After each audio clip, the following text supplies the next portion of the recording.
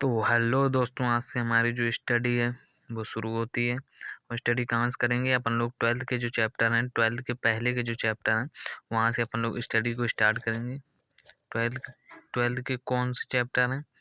जो 12th के chapter हैं 12th से स्टार्ट करेंगे। फर्स्ट ईयर अपन लोग अभी पहले छोड़ रहे हैं, 12th से स्टार्ट कर रहे हैं, क्योंकि ये सभी बोर्ड वाले बच्चों के लिए भी काम आएगा और जो कंपटीशन के लिए है वो तो काम आएगा ही आएगा। जैसे कहा मैंने, तो अपन लोग स्टार्ट करते हैं। जैसे कि अपन लोग स्टार्ट करते हैं कहाँ से? पहला चैप्टर कौन सा होता है अपना? पहला चैप्टर जैसे electric field,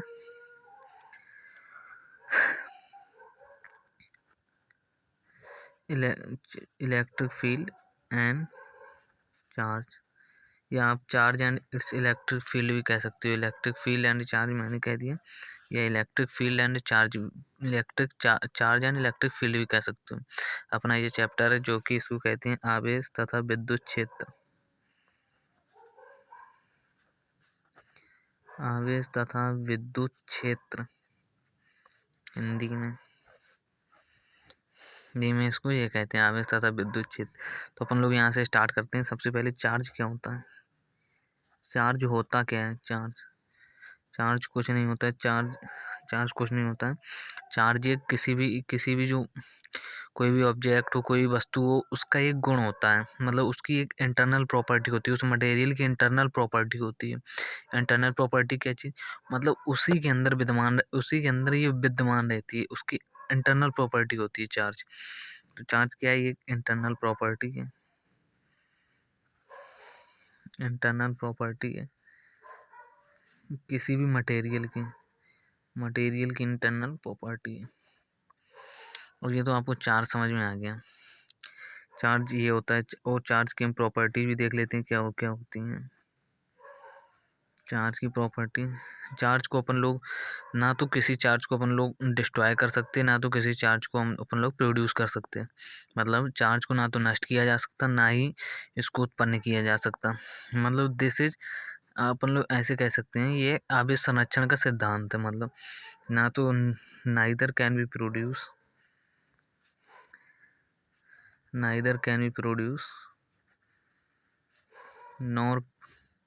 neither can be produced nor can be destroyed। अपन लोग ये कह सकते हैं आराम से, इसको ना तो अपन लोग वो कर सकते हैं, ना इसको वो कर सकते चार्ज, ना तो इसको डिस्ट्रॉय कर सकते। ये और दूसरी प्रॉपर्टी ये इसकी होगी, ये इसकी पहली प्रॉपर्टी, ये इसकी सेकंड प्रॉपर्टी। सेकंड प्रॉपर्टी क्या? सेकंड प्रॉपर्टी की चार्ज इज ट्रांसफरेबल। मतलब इसको कहीं भी ट्रांसफ़र किया जा सकता है। ट्रांसफ़र कर सकते हैं, स्थानांतरित कर सकते हैं, इसको डिस्ट्रॉय नहीं कर सकते। और तीसरी प्रॉपर्टी, जैसे कि तीसरी, चार्ज क्या है? चार्ज देखो, चार्ज विथआउट मास एग्जिस्ट नहीं करता, विथआउट मास एग्जिस्ट नहीं कर सकता, विथआउट मास एग्जिस्ट नहीं कर सकता। बट मास, मतलब अगर जहाँ पे द्रव्यमान होगा आवेश उधर ही होगा, जहाँ द्रव्यमान होगा आवेश उधर ही होगा। और नहीं तो जहाँ पे द्रव्यमान नहीं है उधर पे आवेश नहीं होगा, ये क्लियर बात। बट मास हो सकता है आपका without charge, mass can be without charge. Yes, ये हो सकता है आपका आराम से, मास कैन बी विदाउट चार्ज। अब जैसे कि और भी प्रॉपर्टी हैं, चार्ज कैन बी क्वांटाइज्ड, मतलब quantized, charge can be quantize. ये चार्ज जो है ये क्वांटाइज फॉर्म में रहता है। क्वांटाइज फॉर्म में कैसे? जैसे क्वांटाइज फॉर्म में, मतलब क्वांटाइज फॉर्म में कैसे रहता है? जैसे कि चार्ज को अपन लोग, इसको चार्ज का क्वांटीकरण भी बोलते हैं, इसको आवेश का क्वांटीकरण, आवेश की परमाणुकता, ये सारी चीज़ें इसको बोलते हैं हिंदी में। तो यही जब होता है तो चार्ज को मतलब कि है क्या? क्वांटाइज ये वर्ड है। जैसे कि चार्ज अपना ऐसे नहीं हो सकता कि हाफ हो गया, हाफ इलेक्ट्रॉन बराबर हो गया, या कुछ भी हो गया, या पॉइंट कुछ भी हो गया, √3 हो गया, ऐसे ये नहीं हो सकता आपका। चार्ज केवल आपका इंटीजर फॉर्म में होगा। इंटीजर फॉर्म में कैसे? इंटीजर फॉर्म में चार्ज आपका 2 इलेक्ट्रॉन हो सकता है, -2 इलेक्ट्रॉन हो सकता है, चार्ज आपका 4 इलेक्ट्रॉन हो सकता है, चार्ज आपका 4/2 इलेक्ट्रॉन हो सकता है, यानी कि कट जाएगा तो आपको वो आ जाएगा 4, आपका 3 इलेक्ट्रॉन हो सकता है, ऐसे हो सकता है। आपका चार्ज ये नहीं कि आधा कर लिया या ढाई कर लिया, ये कुछ नहीं। चार्ज आपका क्वांटाइज्ड रूप में होगा, जो कि क्वांटाइज्ड रूप में किस प्रकार होगा, उसका फॉर्मूला आता है Q=NE। सिंपल है, कुछ नहीं है इसमें। Q=NE, क्यू है आपका चार्ज। हाँ, और चार्ज की एक चीज़ बताना भूल ही गया कि चार्ज की जो मतलब चार्ज का जो मात्रक आत्रक वो सब आप लोग अपना लिखते रहे ना। कूलाम होता है। क्या होता है? कूलाम। कूलाम होता है। कूलाम्ब। कूलाम लिखते हैं इसको। कूलाम।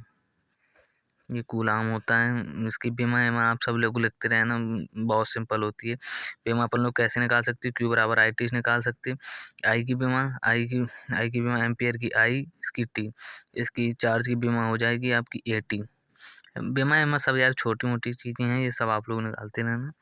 ये चार्ज का फॉर्मूला ये होता है Q=NE। NE नंबर है कि नंबर्स ऑफ इलेक्ट्रॉन, और E है इलेक्ट्रॉन पर चार्ज। इलेक्ट्रॉन पे चार्ज कितना होगा? 1.6 इंटू में 10⁻⁻⁻19 कूलाम। ये आपके इलेक्ट्रॉन पे चार्ज होएगा। इतना चार्ज हो गया आपके इलेक्ट्रॉन पे। कुछ चीज़ें आपकी होती हैं, जैसे कि बेसिक चीज़ें होती हैं।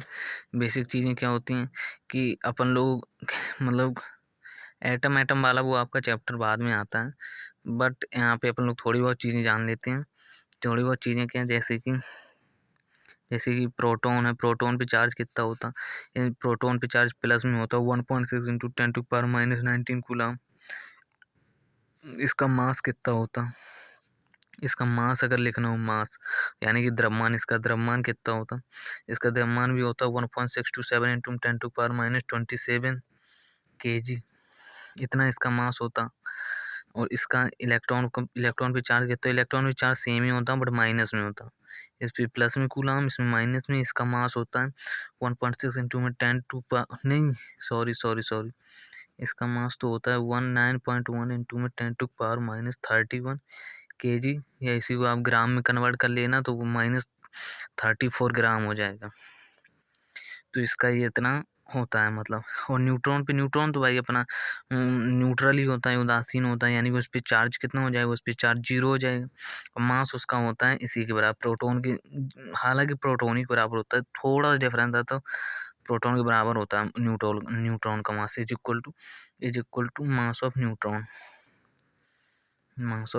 चलो भाई, मास ऑफ न्यूट्रॉन। ये आपकी इतनी चीज़ें हो गई किससे? चार्ज से रिलेटेड इतनी चीज़ें हो गई। अब मैं आपको ज़्यादा थ्योरी व्यूरी नहीं बताऊंगा, क्योंकि सभी लोगों के एग्जाम आने वाले हैं।